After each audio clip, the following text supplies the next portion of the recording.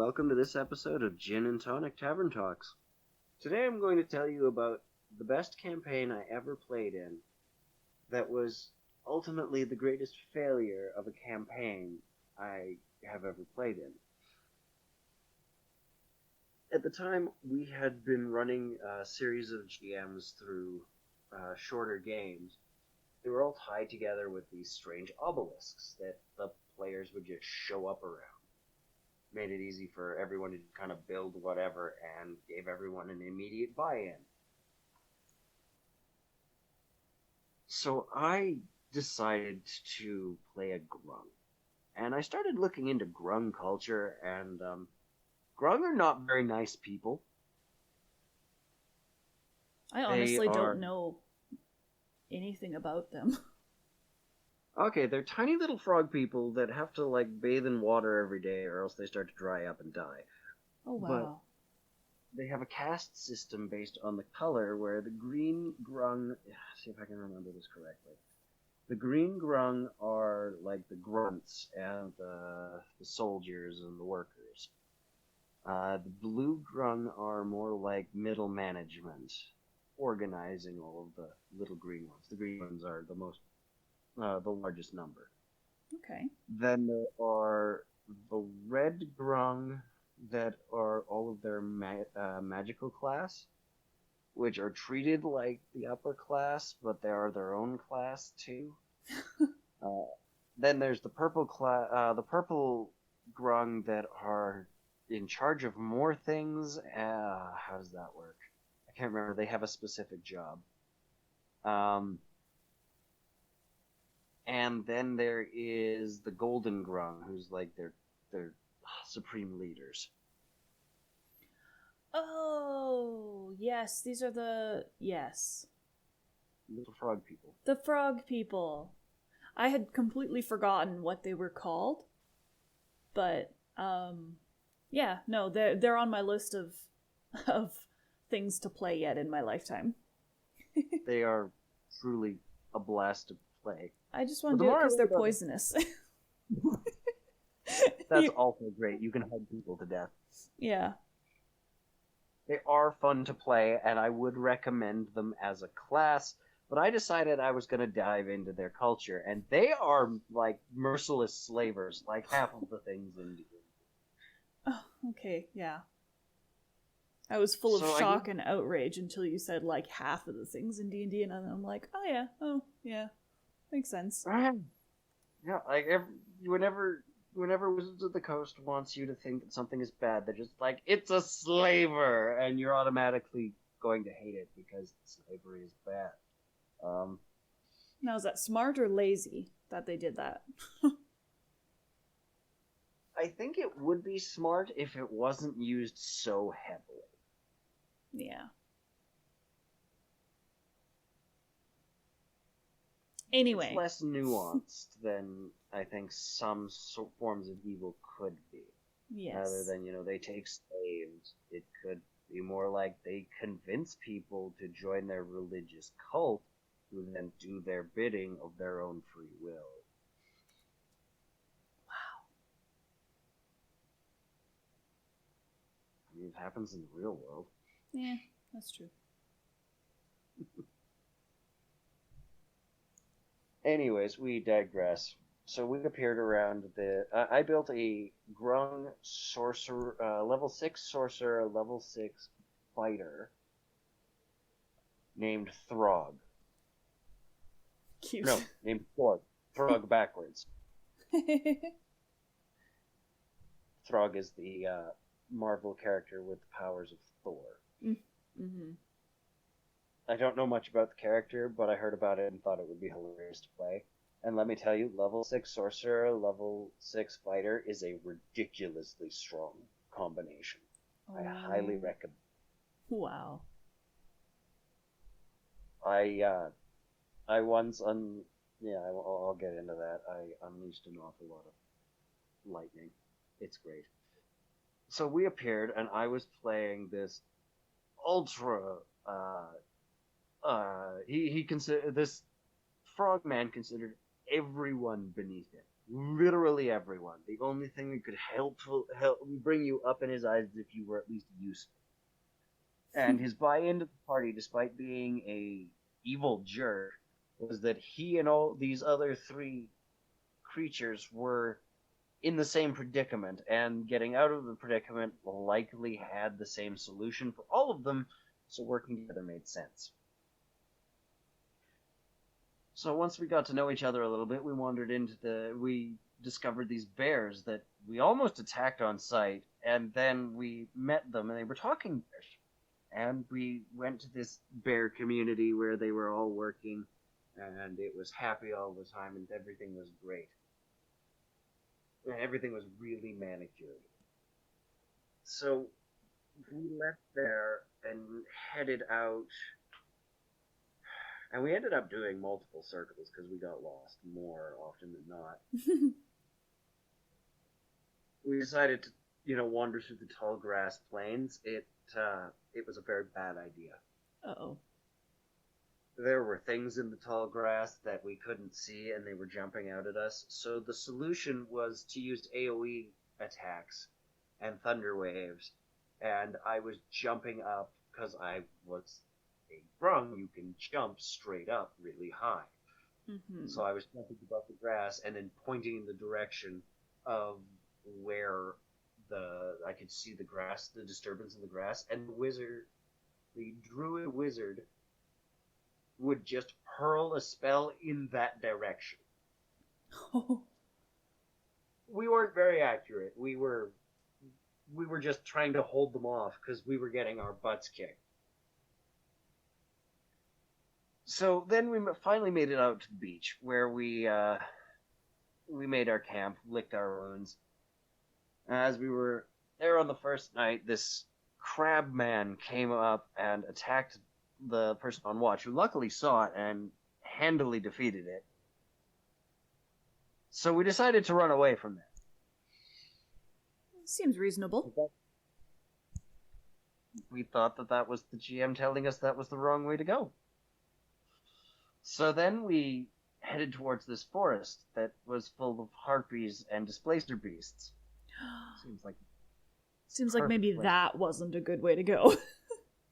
No, it really wasn't. We got into a fight with a bunch of harpies because we were climbing a tree to get a better view, and it ended up being where they had their nests. Ooh. And one landed on a branch beside me and looked at me and referred to me as food. We unleashed hell because we had a centaur monk who could shoot beams of energy out of their eyes. So they were running around shooting beams. When the harpy on the branch beside me tried to fly away, I jumped on its back, broke both of its wings, and rode it into the ground, and then left it for the displacer beasts. Ooh. He was not a good person. So, while we're in there, we're climbing a different tree to try and get a figure out of where we're going. And the centaur couldn't really climb trees very well, so she was just hanging out on the ground. And they noticed this door. And she started poking around and found this metal object that, when we climbed down the tree, she showed it to us, and we spent probably a half an hour in the game trying to figure out what this was, and it was a chair frame.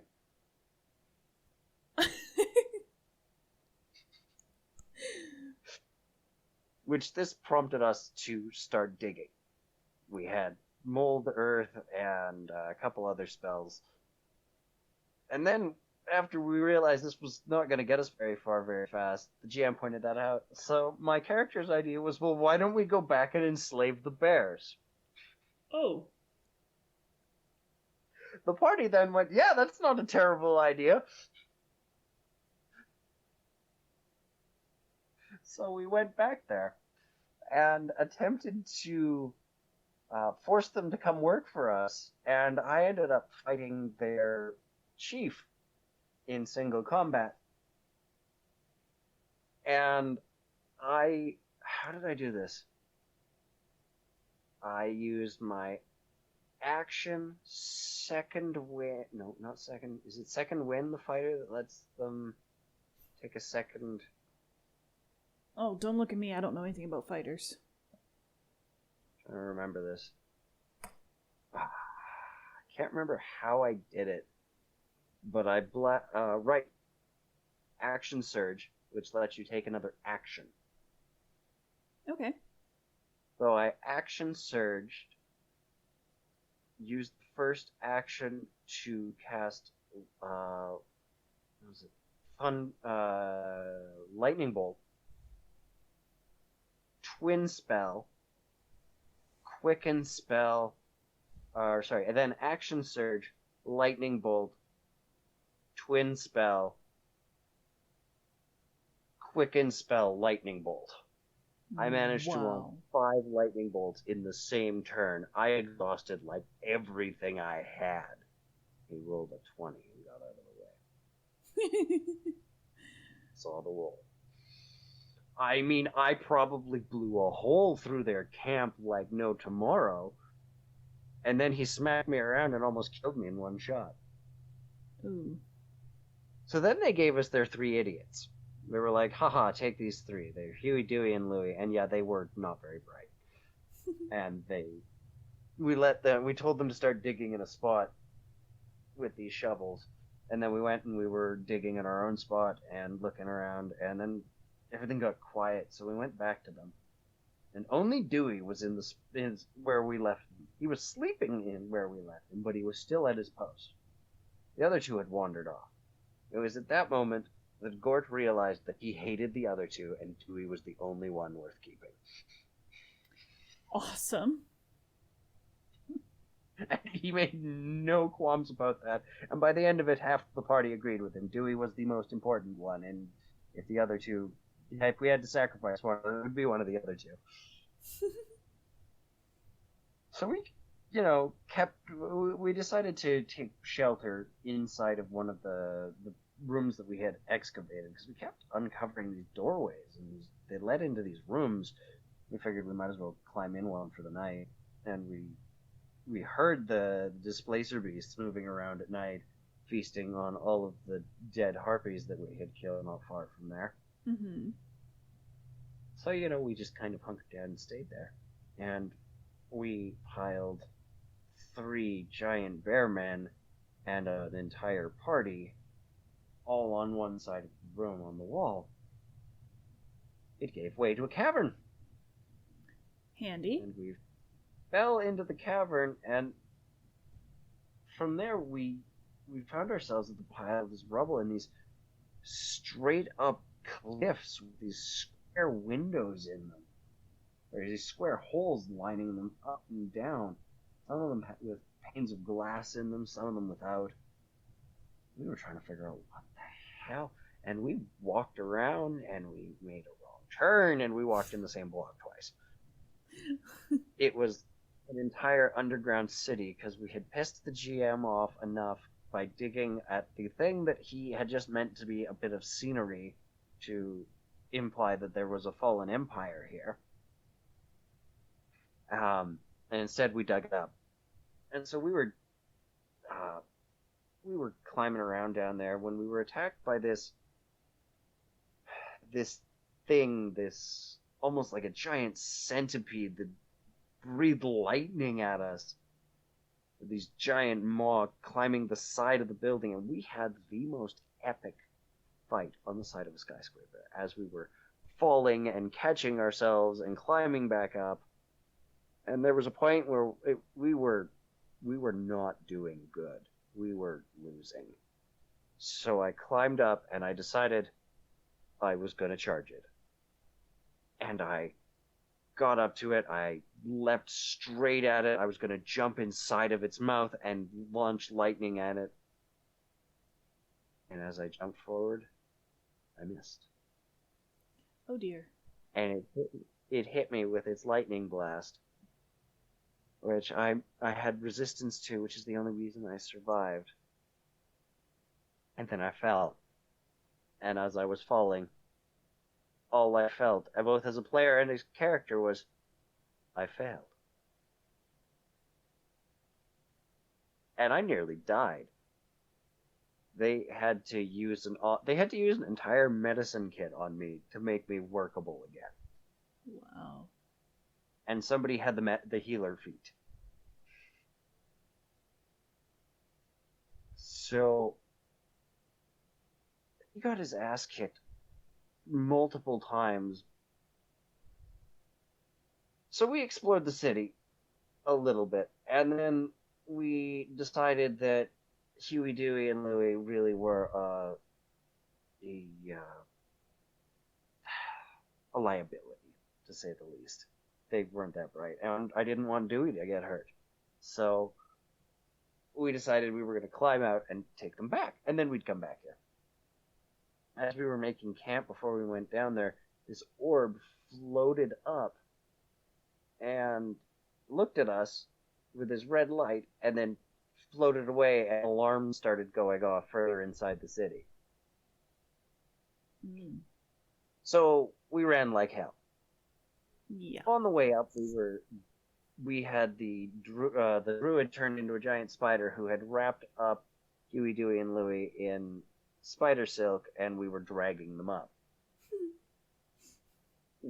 That was when the lightning-breathing beast struck again, because we escaped it the first time. We did not defeat it. Let me tell you, that is a horrifying feeling that we got our butts kicked, and it's still out there. Yeah. That is something. And they grabbed the bears, and unfortunately they had, I think, Huey in its mouth, and that stopped it from using its lightning breath. And the only reason I didn't just cut the cord was because Dewey was tied to both of them. Mm. So we had to go rescue him. He was partially digested by stomach acid by that point, but we did manage to defeat the creature. Oh boy. He had no fur left. It was not pretty. Yeah. So we skedaddled out of there because that seemed like a horrible place to continue being. The bears had asked us to get this piece of this artifact back for them. It was one of these obelisks that had been broken, and the bears had been doing experiments on it to try and see if they could make it work. Mm-hmm. They were just shooting it with electricity. Well, something. I mean, it was kind of science.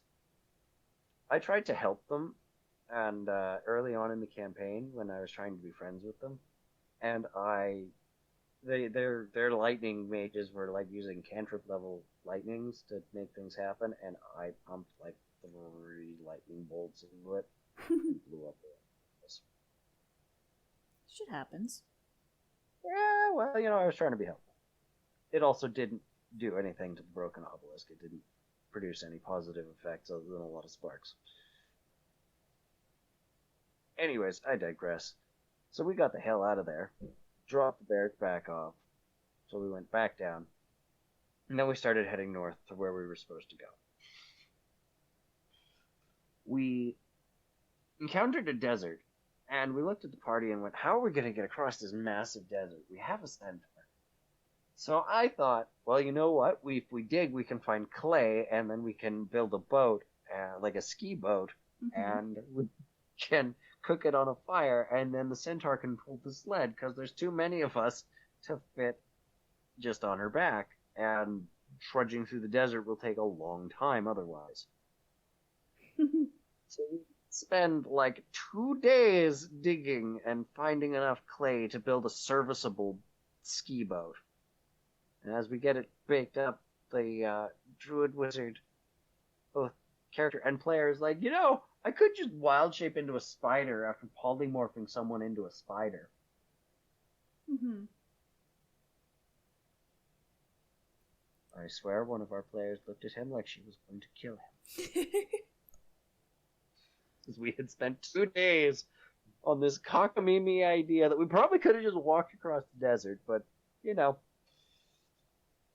I thought I was being practical. I'm the guy who was using the wizard's create water spell and control water cantrip to keep myself moist. I mean, That sounds really smart. Yeah, except it was like my action every single turn to just hold myself in a bubble. Oh, yeah, fair enough. I also had worked out how to make myself an outfit of water. That is very cool. But I could not take any. If I took any other action, it immediately dropped. So it wasn't super useful, but it let me get around. And I was terrified of the desert because of this. Like, I'm water based. Yeah, Deserts are bad for people like me. kind of. So we've got a bunch of polymorph people, and me and one other player on the back of the centaur who's riding through. And in the middle of the night, we start hearing these whispering voices and giggles in the dark. So I started shooting lightning in the darkness to ensure that nothing could get close to us. Mm-hmm. And we made it through the desert unscathed by whatever that was. This was a mistake, and that was the GM trying to point us in the direction of the plot. I responded with lightning. uh, that's not a bad catchphrase, though. I responded with lightning. You know what? That's fair. So we made it across the desert. We finally get to this huge tower that we went to, and we get in there. There's this monkey man who's been cloning himself for thousands of years in order to maintain balance and stuff, and he's got this grand purpose. And we walk in, and we are just the worst assholes ever. We berate him as he's trying to explain what's going on. We're like, just give us the rock, and we'll leave you alone. Like, no, I can't give you the rock. Dude, if you don't give us the rock, we'll just kill you, okay? And after, like, several minutes of him trying to explain what his purpose was, he finally gives up, gives us the rock, and as we leave, we hear the tower self-destructing, and he blows the entire tower up. Wow. It's at this point that we didn't realize that we had set in motion the end of the world.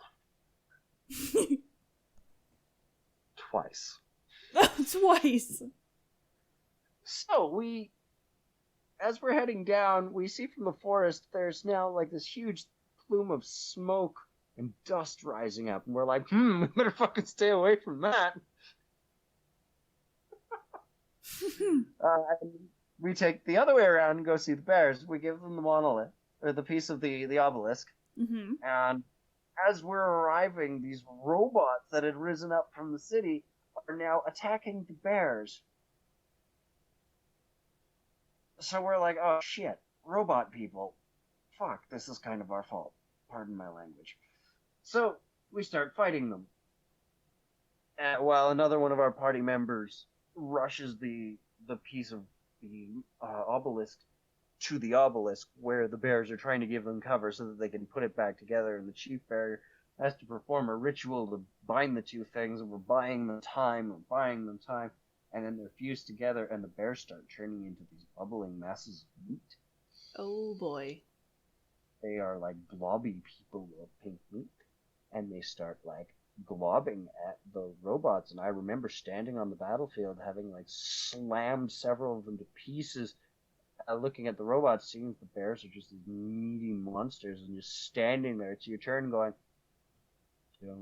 I know my character. I don't know what to do. And then the sky darkened and opened up to the meat dimension. What? And the meat just started pouring and pouring from the sky. This pink, gloopy mass. You could see it pouring out, hitting the ground like a tidal wave, washing over the land, sweeping the robots away, and the bears are just like being absorbed into it. And my character is standing there as we're at the obelisk, and the wave is closing in on us, and I launch everything I have, all of my spells, into this one lightning bolt into the middle of it. And it just heals itself. and the wave overtakes us. Wow. And we wake up where we were before the campaign began. Find myself back in my frog village, and everybody else is gone. And the GM has never told us whether it was a dream or whether we were actually transported there, and the bears upheld their end of the deal. Oh. That's unsettling. It really is. We have no idea what, as players, what we did. Wow. We effectively avoided every single attempt that GM made to pull us towards the plot. The Crabman was supposed to abduct us and take us somewhere. We killed it. Then we ran away from there rather than investigating that plot point. The thing in the desert that was trying to talk to us was trying to lead us to another plot point. I responded with lightning. When we went down into the city, because he hadn't planned any of that, he kind of made up that there was a whole city down there and activated a bunch of robots expecting us to go down there and, be heroes and stop it. We ran away from that, which triggered a robot apocalypse. Then we went, and the protector of the world who was keeping everything in balance, we just made him so angry that instead of cloning himself anymore, he just blew the building up while he was in it and gave us the piece to open the world to the meat dimension. And then we took it to the bears, who we thought were good dudes, and then they put it together and they became meat people, and we got consumed by meat. That is insane. By all accounts, that we missed every single plot point. It was a failure in that regard. It was one of the most fun games I have ever played in. That's incredible. And my character went through an emotional change. He came in as this arrogant jerk who eventually came to like these people, and every time he tried to do something to save these people or to help these people around him, he just kept failing. Yeah. And it was very humbling for him as a character. I imagine so. But that was the greatest failure I've ever played in. And that story was well worth taking an episode to hear about. That was amazing. I'm glad you liked it, because that was a really fun campaign with a lot of really interesting twists and turns. But I'd like to thank everybody for listening. And remember, always respond with lightning.